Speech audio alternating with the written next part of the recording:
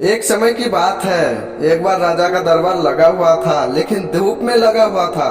क्योंकि सर्दियों के दिन थे तो अक्सर राजा की चौपाल वहीं लगा करती थी। राजा लोगों की अपील सुन रहा था और सब कुछ ठीक ठाक चल रहा था। लेकिन भीड़ में से एक आदमी खड़ा होता है और वह बोलता है कि उसको राजा से मिलना है।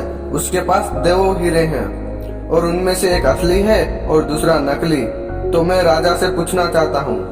अब उसकी इस बात को राजा के पास पहुँचाया गया और राजा ने उनको चौपाल में आने की आज्ञा दे दी। राजा ने उसको अनुमति दी कि बताओ तुम क्या चाहते हो। उसने कहा, मेरे पास 2 हीरे हैं, एक असली और एक नकली, लेकिन आज दिन तक कोई इनकी परख नहीं कर पाया।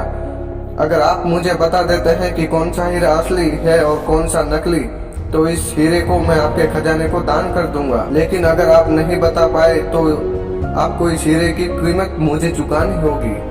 राजा ने ये स्वीकार किया और प्रक्रिया शुरू हुई। सब अपना अपना दिमाग लगा रहे थे, लेकिन हिम्मत कोई भी नहीं कर रहा था, क्योंकि सबको डर था कि कहीं राजा ये शर्त हार गए तो क्या पता ठिकाना हमारे माथे पर मन दिया जाए। तो कोई आगे नहीं आया। आखिरकार राजा ने ही बता दिया कि मैं इसको बता पाने में असमर्थ हूँ। लेकिन तुरंत एक घटना घटी। भीड़ में से एक अंधे बुजुर्ग खड़े हुए और बोले कि अगर मुझे मौका दिया जाए तो मैं बता सकता हूँ कि असली हीरा कौन सा है और नकली हीरा कौन सा है। राजा को प्रसन्नता हुई कि चलो कोई तो है। अब उन बुजुर्ग ने 1 मिनट में बता दिया कि ये हीरा असली है और ये नकली है। लेकिन उन्होंने बताया ये कैसे। राजा ने उनको धन्यवाद दिया कि आपने आज राज्य की इज्जत बचा ली और एक हीरा अब राज्य के खजाने में आ रहा है, अन्यथा हमें इस हीरे जितनी कीमत चुकानी पड़ती।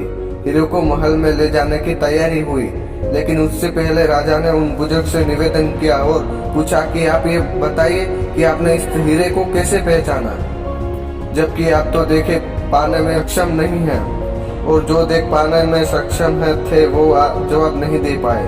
अब बुजुर्ग की बात ध्यान से सुनना। उन्होंने कहा कि ये पता लगा पाना आसान था, क्योंकि जो असली हीरा था वो ठंडा था और नकली हीरा गर्म था। धूप की वजह से जो हीरा गर्म हो गया, मतलब वो कांच से बना हुआ था, और जो असली हीरा था वो धूप में भी शांत रहा, यानी कि ठंडा रहा। यही तो खासियत है हीरो की।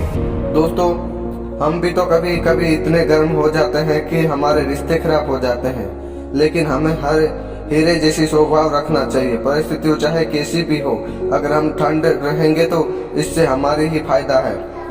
कुल मिला के बात यही है कि हीरा बनिए, कांच नहीं।